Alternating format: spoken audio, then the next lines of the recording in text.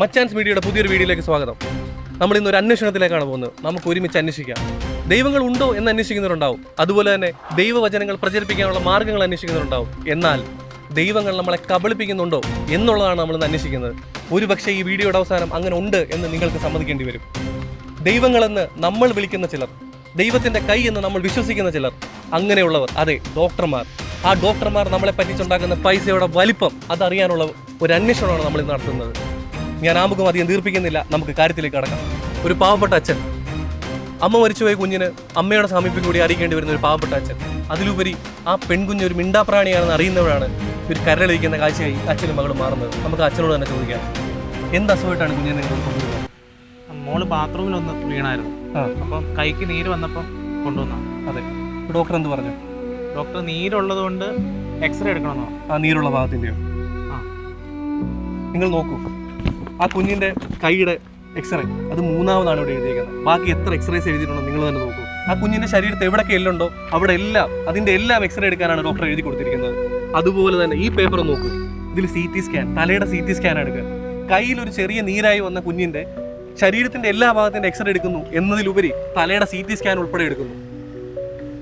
ഇതിനെല്ലാം കൂടെ എത്ര രൂപയാവും നിങ്ങൾക്ക് അറിയാം? ഇല്ല, ഏകദേശം 10,000 രൂപയോളാവും. ഇത് ഇതിന്റെ ഇൻവെസ്റ്റിഗേഷന്റെ മാത്രമാണ്. അതിന്റെ കൂടെ ഇവിടെ അഡ്മിറ്റ് ചെയ്യുന്നതിനും മരുന്ന് കൊടുക്കുന്നതിനൊക്കെ വേറെ പൈസയാവും. അറിയില്ല നിങ്ങൾക്ക് ഇതിനെ പറ്റി? സ്വന്തം മകളുടെ ആരോഗ്യം സംരക്ഷിക്കാൻ വേണ്ടി ഏതറ്റം വരെയും പോകുന്ന ഒരു അച്ഛൻ, ആ അച്ഛനെ ചൂഷണം ചെയ്യുന്നവരല്ലേ ഇവിടുത്തെ ഡോക്ടർമാരും മാനേജ്മെന്റും. ഇതൊക്കെ ആര് ചോദിക്കാൻ? ഇവർക്കൊക്കെ വേണ്ടി ആര് സംസാരിക്കാൻ? നമുക്കൊന്ന് ചോദിച്ചാലോ? വരൂ, ഇവിടെ നടക്കുന്ന വേണ്ടതും വേണ്ടാത്തതുമായ എല്ലാ ചികിത്സകളുടെയും ഒരു പബ്ലിക് ഓഡിറ്റ് നമുക്ക് നടത്തണം. നമുക്ക് ചോദിക്കണം, ഈ അച്ഛന് വേണ്ടി നമുക്ക് ചോദിക്കണം. വരൂ. നമ്മുടെ ആശുപത്രിയുടെ പ്രോമോ വീഡിയോ എന്ന ഹരി എനിക്കിപ്പോൾ അയച്ചു തന്നായത്. ഈ മച്ചാൻ, ഈ പീറ്റർ എന്ന് പറയുന്ന മച്ചാൻ നമ്മുടെ ആശുപത്രിക്കെതിരെ എടുത്ത വീഡിയോ ലൈവായിട്ട് എഡിറ്റ് ചെയ്യാൻ കൊടുത്ത ഹരിക്ക് ഇത് 2 മണിക്കൂറിനുള്ളിൽ ഏറി കയറും. തീർന്നു, എല്ലാം തീർന്നു. ഡോക്ടറോട് ഞാൻ എത്ര തവണ പറഞ്ഞിട്ടുണ്ട്, ഒരു പേഷ്യന്റ് വന്നു കഴിഞ്ഞാൽ അവരെ കൺവിൻസ് ചെയ്തിട്ട് ബാക്കിയുള്ള ടെസ്റ്റുകൾ ചെയ്യാൻ പറ്റുള്ളൂ എന്നുള്ളത്. അങ്ങനെ കൺവിൻസ് ചെയ്യാൻ പറ്റിയൊരു സാഹചര്യം അല്ലായിരുന്നു. എന്ത് സഹായം ഡോക്ടറെ? ഇതിനൊക്കെ ഉത്തരവാദിത്വം പറയേണ്ട അവസാനം ഞാൻ തന്നെയല്ലേ? അല്ല സാറേ, ഒരു പ്രശ്നം വരുമ്പോൾ നമുക്ക് അങ്ങോട്ടും ഇങ്ങോട്ടും വഴി ചാരാതിരുന്നൂടെ? അതുകൊണ്ട് സാറ് പറയുന്നൊരു കാര്യമുണ്ട്, ഈ പ്രശ്നം ഉണ്ടാക്കിയത് ഞാനാണ്, അപ്പോൾ അത് പരിഹരിക്കേണ്ട പൂർണ്ണ ഉത്തരവാദിത്വം എനിക്കാണ്.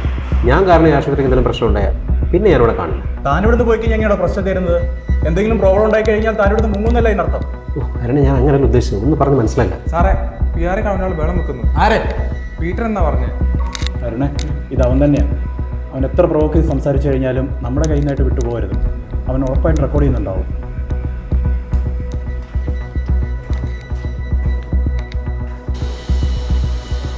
അല്ല, ഇത്ര ചെറിയ പ്രശ്നത്തിനാണോ നിങ്ങളിവിടെ ഇത്ര വലിയ ഇഷ്യൂ ഉണ്ടാക്കിയത്? ചെറിയ പ്രശ്നമോ? ഇവിടെ നിസ്സാര കൈവേനായിട്ട് ഇവിടെ വന്ന കുഞ്ഞിനെ പിടിച്ചിവിടെ അഡ്മിറ്റ് ചെയ്തിട്ട് പൈസ അടിക്കാൻ വേണ്ടി ഇത്രയേറെ ടെസ്റ്റുകൾ ചെയ്യുന്നതിനെ പച്ച വളർത്തി തന്തയില്ലാത്തവരെന്ന് പറയും. അല്ല, ലിറ്ററലി അത് ശരിയാണ്. ഇപ്പോൾ എൻ്റെ അച്ഛൻ മരിച്ചിട്ട് 2 മാസം ആവുന്നുള്ളൂ. ഇങ്ങനെ പൈസ അടിക്കുന്നതിന് PR എന്നല്ല, മാമാന്നാ വിളിക്കേണ്ടത്, മാമാന്ന്. എൻ്റെ പെങ്ങൾക്ക് കുട്ടി ഉണ്ടായിട്ടും 2 മാസം ആയെന്നുള്ളൂ. അപ്പോൾ ഈ മാമാ പ്രയോഗവും ഞാൻ നിഷേധിക്കുന്നില്ല. എന്നോട് സംസാരിച്ചിട്ട് കാര്യമെന്ന് എനിക്ക് മനസ്സിലായി. ഇത് ഞാൻ ആ നേരിട്ട ഡോക്ടറോട് സംസാരിച്ചോളാം, കേട്ടല്ലോ? അത് പോലെ നമുക്ക് റെഡി ഉണ്ടോ? അത് പോലെ അതെ പോയി. പീറ്ററെ, ഇത് പ്രശ്നമാവും, നമുക്കിതൊന്നും വേണ്ട. വീട്ടാളിയാ, ഞാൻ പോയ ഡോക്ടറെ കൂടെ കാണട്ടെ. വേറെ ഫുൾ ഉടായ്പ ഞാൻ ഇത് പുറത്തു കൊണ്ടുവരും, കേട്ടോ? ഇത് ഫുൾ റെക്കോർഡിങ്ങാണ്. എൻ്റെ പെങ്ങള് മരിച്ചതിന് ശേഷം അളിയനാ കുഞ്ഞിനെ എങ്ങനെയാണ് നോക്കുന്നത് അടുത്തുനിന്ന് ഞാൻ കണ്ടോളാം. അതിൻ്റെ സങ്കടം കൊണ്ട് പറയാം, പാവങ്ങളെ എങ്ങനെ പിഴിയരുത്.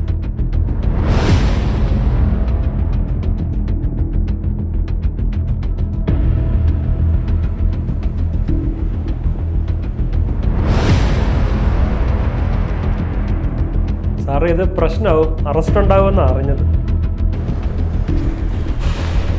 നീ ഇവിടെ എന്തൊക്കെയാ ചെയ്യുന്നത്? അറസ്റ്റ് ഉണ്ടാവുന്നുള്ളൂ PR ഒക്കെ പറയുന്നത്. ഞാൻ പോവാ. അളിയനോട് പോകുന്നു? അളിയൻ ഇവിടെ തന്നെ ഉണ്ടാവണം. അറസ്റ്റ് ഉറപ്പായിട്ടും ഉണ്ടാവും. കാര്യങ്ങളൊക്കെ ഇപ്പോൾ വളരെ ക്ലിയർ ആയിട്ടുണ്ട്. Wait and see. എന്താ സാറ് ഒന്നും പറയാനില്ലേ? പറയാനുണ്ട്. അതിനുവേണ്ടി തന്നെ ഞാൻ ഇത്ര നേരം വെയിറ്റ് ചെയ്തത്. ഈ കൂതറ സെറ്റപ്പിലാണോ വീഡിയോ ഷൂട്ട് ചെയ്യാൻ വന്നത്? എൻ്റെ ലൈഫ് ഫോണുണ്ട്, ഇതിൽ ഷൂട്ട് ചെയ്താൽ മതി. തുടങ്ങാം. ആദ്യം തന്നെ നിങ്ങളുടെ അളിയനല്ല കുട്ടി ഇവിടെ കൊണ്ടുവന്നു. വേദന സഹിക്കാൻ വയ്യാതെ ആ കുഞ്ഞ് എങ്ങനെയോ ഇവിടെ വന്ന് കയറിയതാണ്. സിസ്റ്റർമാരോടൊക്കെ എന്തൊക്കെയോ പറയാൻ ശ്രമിക്കുന്ന ആ കുഞ്ഞിൻ്റെ മുഖം ദൂരെ നിന്ന് കണ്ടപ്പോൾ തന്നെ അതിൻ്റെ വേദന എൻ്റെ നെഞ്ചിൽ കൊണ്ടു.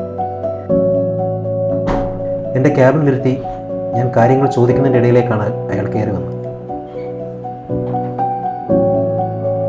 നിങ്ങളുടെ അളിയൻ ആ കുട്ടിയുടെ അസുഖം കാണിക്കാൻ വന്നതല്ല, അയാൾ കാണാതായ കുട്ടിയെ തിരക്കി വന്നതാണ്.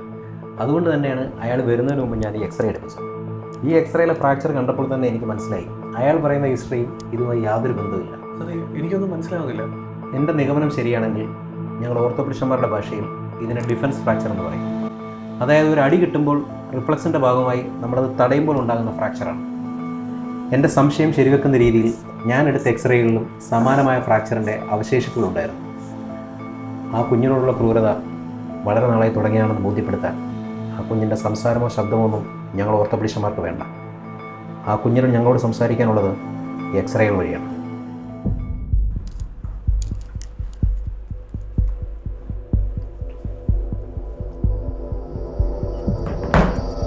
നീയല്ലേ പറഞ്ഞ അളിയൻ കുഞ്ഞിനെ വളർത്തുന്ന അടുത്ത് നിന്ന് കണ്ടാണെന്ന്? അപ്പം നിനക്കറിയാമെന്നല്ലേ അയാൾ കുഞ്ഞിനെ ഉപദ്രവിക്കുന്ന കാര്യം? സാറേ, അത് ഇത്ര വലിയ കണ്ടന്റ് ആണെന്ന് എനിക്ക് അറിയില്ലായിരുന്നു. സോറി, ഇത്ര ഭീകരമാണെന്ന് ഞാൻ അറിഞ്ഞില്ല. എനിക്ക് വീഡിയോ വേണ്ടേ? അയ്യോ സാറേ, വേണം. ഇതുകൊണ്ട് ഞാൻ ഒറ്റ വീഡിയോ ഞാൻ രക്ഷപ്പെടും. ഞാൻ വൈറലാവും. സാറേ, രക്ഷപ്പെടും. സാറ് വേണ്ടി എന്നെ രണ്ടെണ്ണം പൊട്ടിച്ചു. എന്നാലും വേണ്ടില്ല, ഈ വീഡിയോ എനിക്ക് കാരണം, പ്ലീസ്. ഞങ്ങൾ ഡോക്ടർമാർക്ക് വയലൻസ് വലിയ വശമില്ല, വലിയ പവറൊന്നും കാണില്ല. എന്നാലും ഉള്ള പവറിൽ ഓർമ്മ ഞാനങ്ങ് തന്നേക്കും. നല്ല പവർ. സാർ, വീഡിയോ നമ്പർ എഴുതി വെച്ചേക്ക്, ഞാൻ സെൻഡ് ചെയ്തേക്കാം. Thank you. സുഹൃത്തുക്കളെ, ഒരച്ഛൻ്റെ മകളോടുള്ള കൊടും ക്രൂരതയാണ് നന്മയുടെ നിർഗുണമായ ഒരു കൂട്ടം ആരോഗ്യ പ്രവർത്തകരുടെ അവസരോചിതമായ ഇടപെടലിലൂടെ പുറത്തു വന്നിരിക്കുന്നത്.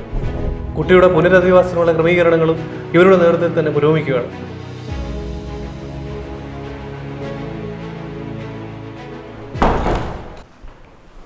ഇതാരാ? എങ്ങോട്ടാ? അല്ല, പ്ലാസ്റ്റർ റൂം. എന്തിനാ? അല്ല, ഈ കുഞ്ഞിന്റെ കയ്യിൽ ഈ പ്ലാസ്റ്റർ എന്ന വീഡിയോ കിട്ടിക്കഴിഞ്ഞാൽ സെന്റിമെന്റ്സ് വൈറൽ. പക്ഷെ ക്ലാസ് റൂം അവിടെയല്ല, ഇവിടെയാ. അല്ലേ? തന്നെ തുറന്നു.